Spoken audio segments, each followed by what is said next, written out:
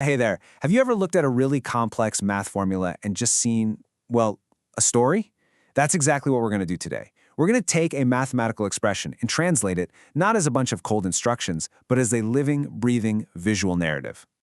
Okay, let's be honest. You look at something like this, and it can be pretty intimidating, right? It's a wall of symbols and brackets and, well, Greek letters. But what if I told you that all of this is secretly telling a super simple story? In this explainer, we're going to decode this language, piece by piece, and turn it into a picture you can actually see in your head. So, how do you tackle a puzzle like this? Well, you don't try to solve it all at once. The game plan is simple. We're going to start with the smallest, innermost piece and work our way out. It's kind of like peeling an onion, one layer at a time. So forget everything else you see on the screen for just a minute. All those other symbols, they're just the setting. The real action, the absolute core of this entire expression is right here. K over n times 1 over n. By just zeroing in on this one part, we've made our problem a whole lot smaller. But what does this little piece of math actually mean? You know, the key to understanding abstract symbols like these isn't always about more calculation. A lot of the time, it's about finding the right picture. It's about visualization. And here it is, our first big aha moment. That abstract little formula we just pulled out, k times 1 divided by n, it isn't some random calculation. No way. It is the exact description for the area of one of these colored rectangles.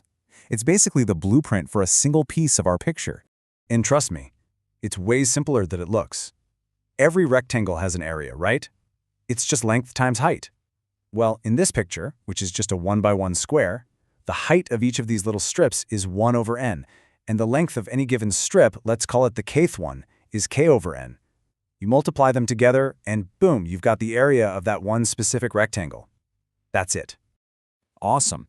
So we totally get one piece of the puzzle now, the area of just a single rectangle. So let's zoom back out a layer on our formula and see how this whole thing starts to build. Okay, our next instruction comes from this big guy right here. It's a capital Greek letter, sigma. And in the language of math, it gives us a very, very clear command. You can think of it as the main action verb in our mathematical sentence. And that command is surprisingly simple. Sigma just means add them all up. It's telling us to take that little area calculation we just figured out and do it again and again for a whole sequence of these rectangles, and then just sum all the results. So here's what sigma is really telling us to do, just written out the long way. It's saying, find the area for the very first rectangle where k is 1, then add the area of the second one where k is 2, then the third, and you just keep on going all the way up to the last nth rectangle. And what does that look like? Back to our picture, it means we're finding the total shaded area. We're literally adding up the area of that red strip, plus the maroon one, plus the blue one, all of them all together. That summation symbol is just the instruction for combining all these individual pieces into one single shape. Okay, we are so close. We've translated the entire inside of the formula. Now it's time to tackle the final, and maybe the most mind-bending part of this whole expression. This little bit of notation right here, lim n approaches infinity, stands for the limit as n approaches infinity. But look, don't let the word infinity freak you out. It's not a number, it's an idea. And it's really just asking a super powerful what-if question. And the question is this: what happens to our total colored area if we make n, the number of rectangles we have, insanely large? I'm not talking 10 or 100. What if we used 1,000, 1,000,000, a billion? What happens to our picture as we approach an infinite number of paper-thin rectangles? Let's just try to visualize that for a second. Imagine this grid getting finer and finer and finer. As we add more rectangles, each one gets thinner. Those jagged little staircase edges on the right side, they start to get smaller and smaller. The whole shape becomes less blocky and a whole lot smoother. And we did it. We've translated every single symbol. We have all the pieces of the puzzle. Now let's put them all together and see the final picture this formula has been trying to paint for us all along.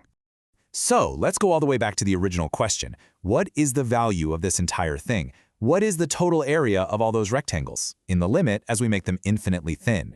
Well, here's the beautiful insight. As n, the number of rectangles, flies off towards infinity, those little jagged steps completely vanish. They just melt away, and our blocky, pixelated shape transforms into a perfect, clean geometric shape, a triangle. And the area of that triangle, it's 1/2. I mean, think about that for a second. That entire intimidating formula that we started with, was just a very detailed, very precise set of instructions for one simple task, calculating the area of a triangle that fills up exactly half of a square. The complex symbols were telling a simple, beautiful story the whole time. So I think the big takeaway here is really a whole new way to look at math. Don't let the notation scare you off. Always try to break it down, start from the inside, and work your way out. And maybe most important of all, always look for the picture, the process, or the story that the symbols are trying to tell you. Which kind of leaves us with one final fascinating question. I mean, if a simple triangle can have such a rich story hidden inside some notation, what other hidden stories, what other beautiful ideas are just sitting there, waiting for us to read them in the language of mathematics?